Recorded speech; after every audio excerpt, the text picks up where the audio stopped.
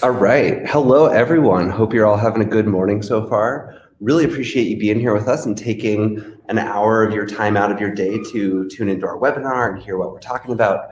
And the focus of today's webinar is going to be how real-time engagement helps build a winning company culture. So I'll be the first to admit there's some jargon in here, but real-time engagement is not about jargon. It's so important. The employees that we bring into our companies have given us their time, their energy, and we owe it to them. It's a moral imperative, I would say, to make sure that we make those experiences count, that we make work meaningful, that we give them the experiences that help them grow, that we build a community that they can be part of, that they have a purpose that they can connect to. These are the things that make our work fulfilling, that make our employees satisfied. And in life, there are so many things that are a trade-off. Everything is a trade-off. Employee engagement is one of the few things that isn't. It makes people happier. It makes the workplace more vibrant. It makes the outcomes are more productive at your companies. Everything gets better. And so in today's webinar, we're going to talk about how can you build that type of engagement, that sort of culture, how can you measure it, and how can you make sure that as your company continues to grow, that sort of culture thrives. So a super quick background on me. I'm Jack. I am the CEO and founder here at Lattice, and we're a people management platform. We offer performance management tools. So these are things like 360 reviews, continuous feedback, one-on-ones, and weekly updates so that managers can work with their employees in goal setting. And then we also offer employee engagement tools. So things like surveys. We just recently launched this Pulse product so that you can check in on how people are feeling throughout the year. And in conjunction, these two things allow us to see not only how are your employees performing, but how do they feel, how engaged are they? To date, we've helped 1,300 customers around the world, including places like Slack, Reddit, Cruise, New York Public Radio, and we're just really thrilled to get to be part of this whole movement. We think it's so awesome, both for these companies, but also for the employees that work there. So in today's webinar, we're going to talk about two things. First, we're going to set the stage for what company culture, something that we have to get right. Culture is one of those words that has lots of meaning. Even within our industry of people, we see that there are divergent views on what culture means. So we're gonna come to sort of a central term and way to think about that. And then second, we're gonna talk about how to develop an engagement strategy with a culture of feedback so that you can create the type of culture where people are engaged, high performing. You can use tools like engagement surveys, continuous engagement, and then of course we're gonna talk about pulse surveys at the end. Throughout, please feel free to drop things into the Q&A section. We'll probably go 25 to 30 minutes in the webinar itself, and then we'll have time to answer any questions that you have at the end. So please feel free to drop those in, and I will make sure to talk about those at the end. So getting started with what is company culture? This is one of those things that means so much, that evokes so much emotion and care because we intuitively know that it's so important, but it's a bit of a wispy, amorphous term. And so you know that what we're talking about when we say company culture here, we're talking about the summation of all the values and behaviors, little, big, medium, everything that happens in your company, all of the thousands of interactions between all of your employees that make up the unique characteristics of your organization. It's the way people talk to each other in the hallways. It's the way people deliver feedback to each other. It's what type of thing is rewarded. Who do you promote? Who do you hire? All of those sorts of things. The summation of that is sort of the standard. That's what we mean when we're talking about company culture. Practices for how people. Peter Drucker was a management consultant, a great writer, and one of the sort of early thinkers about sort of what we now think of as the modern corporation. And I love this line from him, that culture eats for breakfast. This was said in the context of talking about strategy is important. It's something that companies must do to know how they differentiate their products, where they fit into their markets, how are they going to succeed. But all of that takes a back seat to your culture. Your culture is the thing that makes all of that strategy possible, that allows you to adapt as you go into the market and as you get feedback from your customers. It's the way that your people will behave and thrive. And so this is something that we deeply believe here. And Josh Bersin, who many of us know as one of the sort of preeminent analysts in HR, said that employees care more about it too. So it's not just business outcomes. Employees care about culture and values so much more than nearly anything else. It's 5 times more predictive of a company recommendation from an employee than things like salary and benefits. Obviously, this isn't to say that those things don't matter. Of course they do, and we also want to be competitive in as many ways as possible when we think about bringing in the right talent into our organizations. But just seeing this statistic is really eye-opening. It really reminds us that the thing that people want, those core things, are the human needs that go beyond just what they're getting paid. It's the community, it's the purpose, it's the people that they're around, and it's the sense that what they're working on matters to the world. When you don't do culture right, things can be pretty dismal. So these are real statistics. This is actually the best these statistics have ever been. That 34% of employees feel engaged. That's only a third. So if you look around a random company, 1 in 3 employees say that they feel engaged.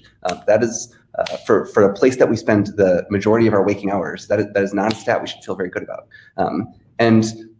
Similarly concerning is that 16% consider themselves actively disengaged, gave the sort of most negative rating to their engagement. So these are people who proactively don't care about what's going on around them. And what a sort of sad state for those people. And of course we should want those people for their own sakes to be happier and to be more fulfilled at work. And for our businesses, we know that more engaged employees are more successful. And it's not just that more engaged employees are a little bit more successful, they're a lot more successful across nearly every dimension. Highly engaged companies fare better across almost every statistic that you can look at. It is sort of one of those healing salves like exercise or sleeping well or a good diet, where if you do this thing, almost everything gets better. Productivity improves, companies are more profitable, customers are happier and more loyal, turnover from employees and customers drops. Employees show up to work much more often. Even things like safety incidents go down, and the list goes on. And so all of this is to say basically that if you can create a highly engaged company, your business will thrive. Employee engagement is a worthy goal for both personal and business reasons. So that's setting the stage, talking about what culture is, why it matters, why being engaged is important to your business. And so now we want to turn our attention to what do you do about it? How do you go from this high level aspiration that, yes, we care, we want people to be happy, we want our businesses to succeed. What do we do about that? What are the steps that we can take in our day-to-day work, in the cultures that we build to develop this type of company? So maintaining your cultural health is a lot like your personal health. You both need to track it, to sort of keep an eye on it, to go to the doctor, to give healthy inputs, to make sure that you're looking out for things and making adjustments as things go wrong. And similarly, you of course want to do the things that will make you healthier. So things like sleeping and eating well and exercising. Thinking about your company culture is not so different. It's a similarly complex organism. And to the extent that you can have both the tracking of your company culture as well as the inputs that make it more successful, you'll be the best setup possible to create this kind of culture. So we think of engagement surveys sort of like your biannual doctor's checkup. This is something that you do that is a deeper diagnostic where you can really get a lot of data and learn quite a bit. So you do this maybe twice a year, an engagement survey. You'll ask 40 to 50 questions across lots of different dimensions.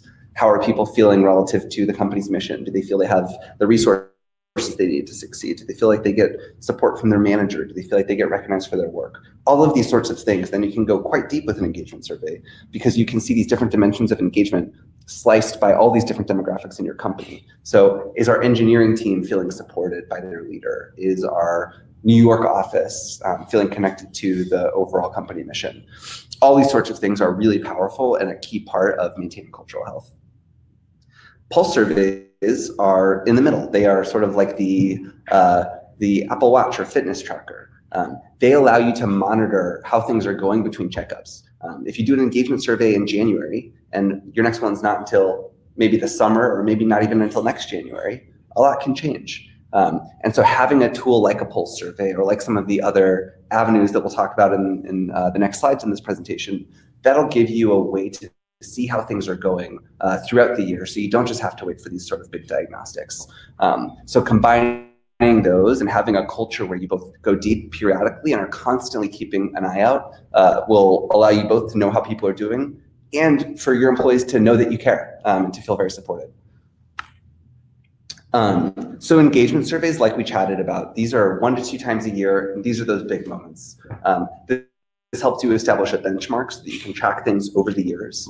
It lets you go quite deep so that you are not just hearing the important data of are you happy or not, or are you engaged or not, but why are you feeling that way? You can go quite deep with these questions. You can understand, is it about a team? Is this a particular manager? Is this an office? Is this employees of a certain tenure? You can get real clues. And then of course you have to pair this engagement data with the real human qualitative work of going and talking to those people and investigating. So it's not that this replaces that work, but it's an important component of it. And so when you think about how to do your engagement surveys, right, here's a few tips. So things like making the questions very specific and very unambiguous, and that they ask one thing at a time. You also want these questions to be neutral. You don't want to ask leading questions like, do you feel like your manager probably doesn't support you enough? That wouldn't be a very good question. And so you can work with companies like Lattice, or there are lots of survey examples online of creating good survey designs so that these questions give you reliable data that you can sort of base your decisions off of. You also want to ask about things that you can actually change or improve. So part of the trust that you build with employees is that you say you're going to do something and then you actually do it. And so if you talk about ways that you're going to help the culture to your company, which you absolutely should do, they have to be things that are to some degree within your control. You have to be able to work on them. We'll talk a little bit more about what that means. And then finally, you want it to be easy to complete. You don't want people to have software or huge numbers of questions given away and make it a drag. And you want to make it anonymous so that people feel safe to talk about how they're feeling. So the 3 steps that we talk about with making engagement surveys effective from a process perspective is starting by letting the company know what's going to happen. So you sort of say, here's what's coming. We're going to launch this survey. Here's why we're launching the survey. Afterwards, this is what we're going to do about it. We're going to analyze the results. We're going to prioritize a list of what we want to work on and what we think we're able to contribute to. And then we'll follow up on those actions that we'll take, and we'll share them back with you. So you start by sort of drawing out the sort of cycle of what you're going to do with these engagement surveys. And this lets people know that you're not wasting their time, that you actually care about what they're saying, and that you have plans to improve it. Second is you, after the engagement survey is done, you analyze the results. You compare against benchmarks to either the industry or yourself. You see where things have changed, what needs to be improved, what are the areas that you want to focus on. And then finally, build a plan of initiatives and then communicate that. So it might be that what you want to work on is manager effectiveness. You might see from the engagement survey that the most common source of disengagement from your employees is that they feel that their managers don't have the training they need to succeed. And so if you choose to prioritize that, you talk about how you're doing it, you say why you're doing it, and then you follow up on it. So those are kind of the components to the process. It's the same as building trust between 2 individuals, where you listen, you explain why you care, you say what you're going to do, and then you follow up on it. And so treating the company like any other person that you want to build trust with and follow up on your commitments with, engagement surveys are the same. So that's the major diagnostics. And then throughout the year in between, we can do continuous engagement measurement. So this isn't the doctor's checkup. This is monitoring our heart rate. This is making sure that we're tracking how much we sleep. It's that sort of thing. And today we're going to talk about these sort of 3 primary ways that you can track engagement. These aren't only to track engagement. These tools also allow you to drive engagement. But these are key ways that you can surface insights throughout the year and sort of build a strong culture at all times. So the first is one-on-one meetings. Many people would argue that this is the most important meeting at your company. This is sort of the lifeblood of communication architecture at your company. This is the rhythm that employees know they can depend on. It's the way that information can cascade up and down your organization. It's time for the employee, importantly. The one-on-one is the employee's meeting, where they get the space to talk about what matters most to them, where they know that it's going to happen at a regular cadence, where they know that if something's wrong, they don't have to wait too long until they can talk to their manager about it. These are informal chats. They aren't meant to be agenda items that you just kind of tick through. I highly recommend encouraging your managers to separate out their meetings so that you have working meetings and then you have your one-on-ones, and making that distinction is super important so that the employee feels safe. And then for the manager, what you're looking for is, how is this person doing? Not how are they performing? Partially you want that, but how are they doing as a person? Are they feeling engaged? Do they feel like they're supported? Do they feel like what they're doing matters? Do they feel like they're connecting with the people around them in the way that they want to? There are all sorts of ways that you can coach your managers to do great one-on-ones. And that's ranging from things like even body language and sort of the setting in which you conduct your one-on-ones. So for example, changing the sort of location that you're doing it and getting outside the office is really powerful. It can also be training around the types of questions that you ask. Knowing to leave space, to leave enough time that that the meeting gets a little boring and you're not sure what to say. And then you as a manager ask a question like, what else? And you kind of keep going until you sort of dig deeper. So teaching your managers how to build the rapport they need for a strong one-on-one is an incredibly powerful tool. A second continuous engagement measurement is weekly updates. So these are the sort of weekly exchanges or biweekly exchanges that so many of us have between an employee and their manager, an employee and their team. They're scheduled ongoing communications, and you can do this in an app like Lattice. You can do this in just an email. You could do it in a shared notes app. There's all sorts of ways to do this.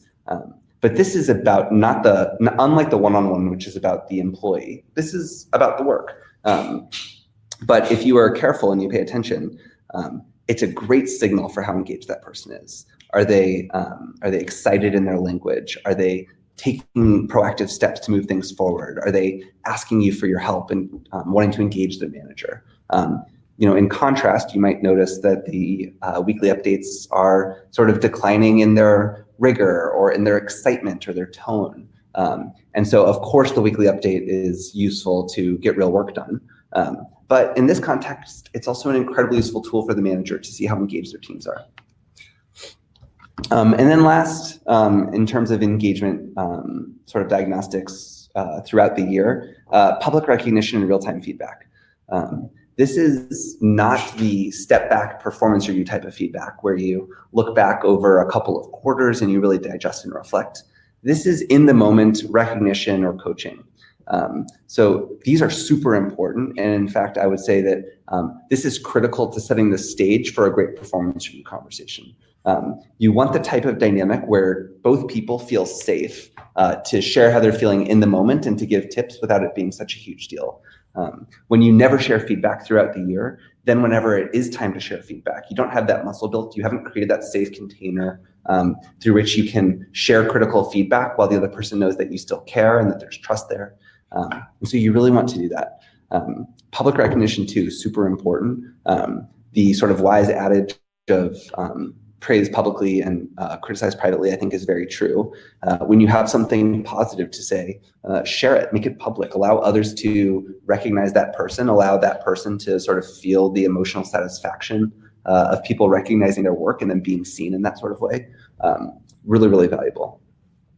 One last thing I'll say, and obviously Lattice supports all of this, but one last thing I wanted to say on this topic is that public praise is an important way to engage employees, but even more important is real-time feedback delivered from a place of care and support. The most motivating conversations tend to be the ones where you say, I believe in you, I see your great potential. There's a real gap in what you're currently doing and what I think your potential is. I care enough about you to share that gap with you, and I'm here to help you through it and to make you improve and to help you get better. That's when people are at their best. That's when people are motivated. That's how you, over time, look back and say, wow, that manager didn't just help me feel good each day. They helped me reach my potential. And so those are the types of things that will drive true engagement over time. So we sort of asked ourselves the question earlier this year, what if you had at your fingertips a snapshot of engagement at the exact moment in time at your organization? So a year ago, we launched our engagement survey product, which is great, and it allows you to do this periodically. But we wondered, is there a way that we could help you know how your employees are feeling in real time a bit more directly?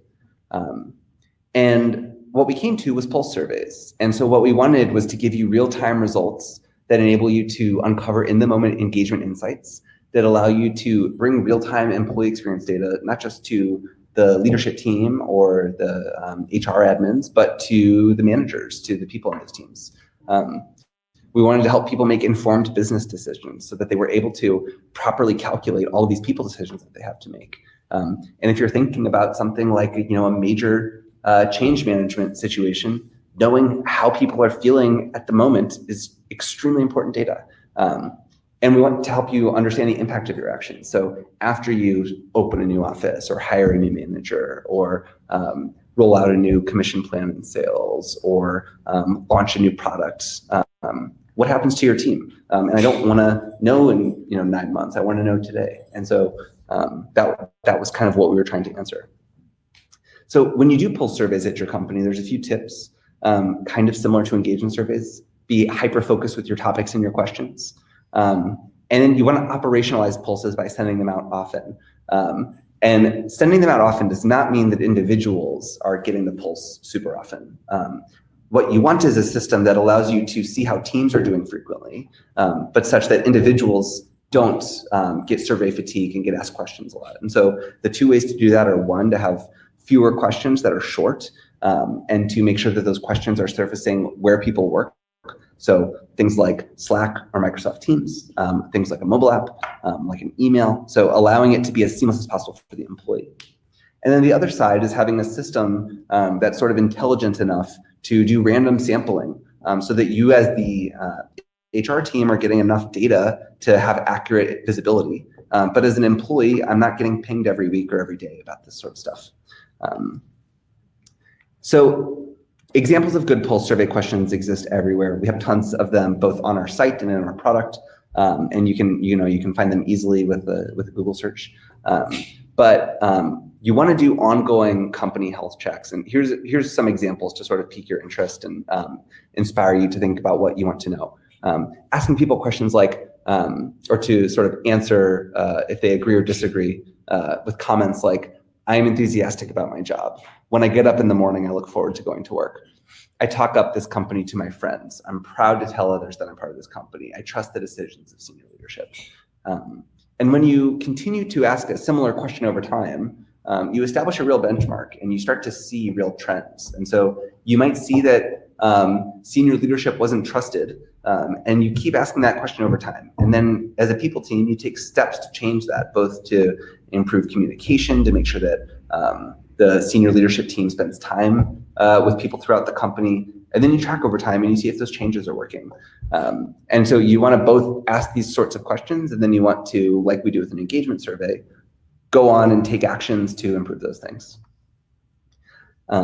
So once you have the data, a couple things to keep in mind. One is you're looking for big changes. So you're looking for something that used to be at a certain level and then either sharply increased or sharply decreased. And the other thing you're looking for is major deviations. So if most of the company is quite satisfied and excited to come to work each day, and then your design team is the exact opposite, that's something worth knowing. So look out for major deviations from the company or changes in a particular team over time. This will help you prevent problems from escalating, from catching things early.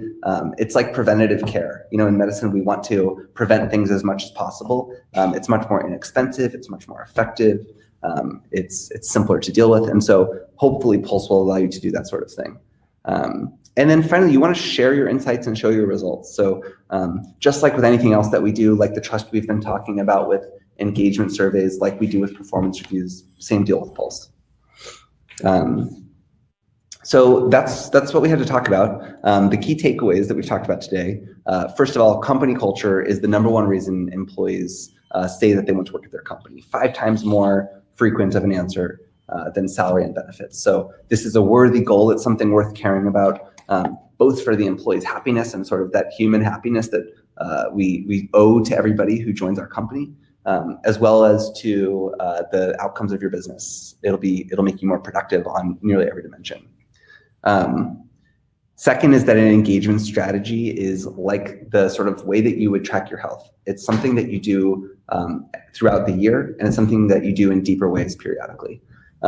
Engagement surveys are going to give you that deeper view. And then continuous engagement opens up your opportunity to know how things are going throughout. And as our tools and technology improve, as our best practices as an industry improve, we become so much more powerful, we become so much more able to sort of contribute to our business strategy through our people strategy. And then finally, of course, we talked about how pulse surveys are an awesome tool to add to your arsenal, along with things like one-on-ones, updates, and continuous feedback to make sure that you know how people are doing and to be able to take steps to improve it. So with that, I want to say thanks to everybody. Really appreciate you spending the time with us. It's awesome to have a community that is so willing to engage with us, that will talk to us about our products, about our strategy, about the change that we want to see in the world, and that's how we get better. So we love talking to all of you. We love engaging with you, and really appreciate it. All right, so jumping into Q&A, one of the first questions is, how many pulse surveys would you suggest sending out over the course of the month? And another related question is, how do we think about survey fatigue? It's an awesome question. So one of the things that you really want to avoid is wearing your employees out. So there's a fine line between showing that you care and over inundating people with data. Sort of like analogously, employee burnout doesn't come from too much work. It comes from not making forward progress. With engagement surveys, with pulse surveys, it's the same thing. People tend not to get sick of the questions themselves. They tend to get frustrated by things not happening, by them answering these questions over and over and not seeing changes. And so the limiting factor with the sort of frequency of asking questions is actually how quickly can you make changes. So to some degree, you need to match that to your organization. So if you are a smaller company, if you're very agile, if you move very quickly, you might be making changes every month, every week. It might be possible for you to ask people how they're doing much more frequently and have a tighter feedback loop. At the other end of the spectrum, if you're a large company and things require more process and are a little bit slower to move, you might need to have a different cadence to it. So I would say the key thing to think about with your company is how often can you make real changes, and understanding that balance, that with employees, you need to follow up on what you asked about. I realize I didn't give a specific numeric answer to the question. Certainly you can use apps like Lattice, which will ask out, a question every 2 weeks to a subset. And so if you ask, a sixth of your employees a question every 2 weeks, then the average employee will see a question about once a quarter, once every 12 weeks. However, you'll see diagnostic information about a team every 2 weeks. So you can play around with those different settings and options, and you can certainly sort of iterate as you try this at your company. But for the most part, you don't want people seeing questions too frequently. But the more you iterate, the more you can ask.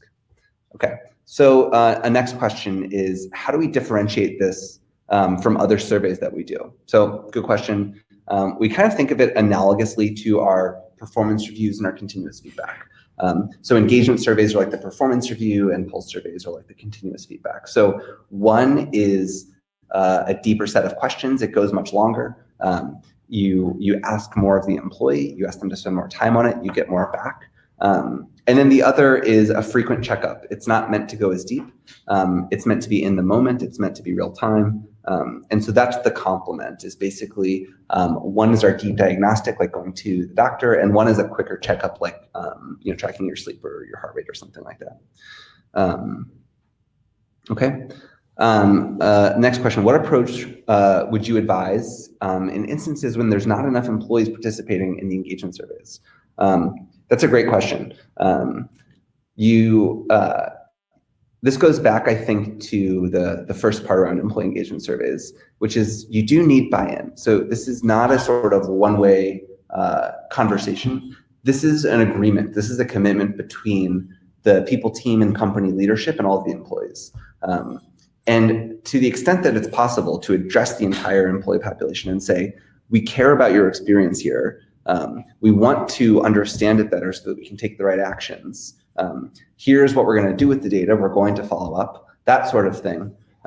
That's the key way that you sort of drive participation in these, is not forcing people to do it, not demanding that people do the engagement survey. But just like with any other relationship between sort of two free parties, we say why this matters, why we want to do it, why we care. and we sort of appeal to that. Obviously, you want to supplement that kind of commitment and what that pattern is going to look like. You want to supplement that with tools that make it simple and well-designed questions and deep analysis and making sure that you have good follow-up, all that sort of stuff. But you have to tell employees why they should care. Okay, next question is, how do surveys like this work together to form deeper insights?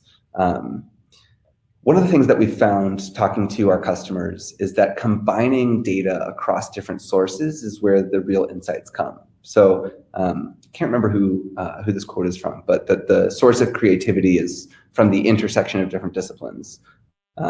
That real creativity comes when an artist learns physics or that sort of thing. I think similarly, we derive our deepest insights when we combine different aspects of the employee experience. So are our top performing employees engaged? Does giving praise to a certain team change the way that they work towards their goals? Does having a status update increase the odds that an employee gets a promotion over time? These are the sorts of insights where we'll find an aha moment, where we'll find something deeper than what's just on the surface.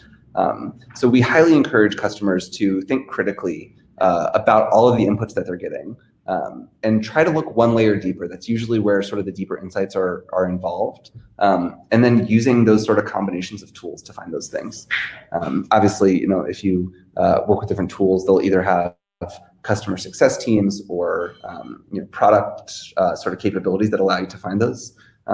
But a lot of it is spending the time with the data, talking to the people involved with them and looking for those insights yourself.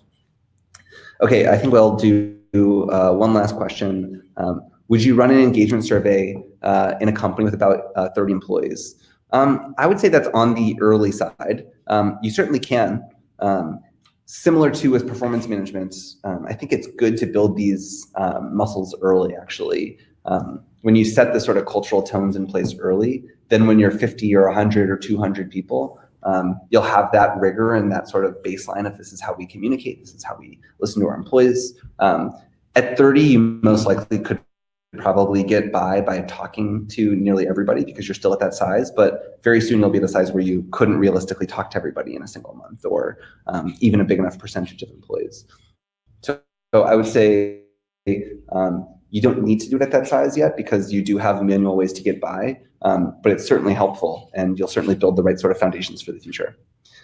All right, so I think we will stop there. Obviously, if you have any other questions or thoughts, either about Pulse or employee engagement more broadly, I love talking to sort of anybody in the community about this stuff. It is truly my favorite topic. I'm Jack at Lattice.com. I'd love to engage with you on it. So thanks again, everybody, for taking the time with us. Hope you have an awesome day and rest of your week. Bye.